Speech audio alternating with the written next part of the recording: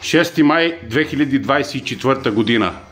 Новата ми механа, която съм направил изключително от дърво и камък. А камъка е с продуктите на Раймарк Кресна. Чудесни продукти, от които се получи чудесна механа.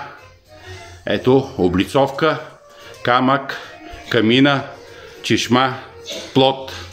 Всичко е с продуктите на Раймарк Кресна. Както и външното барбекю. Външното барбекю също е на Раймарк Кресна, на което се пече гергьовденското агне. Чудесни продукти на Раймарк Кресна. Чудесно агне. Чудесен празник. На здраве!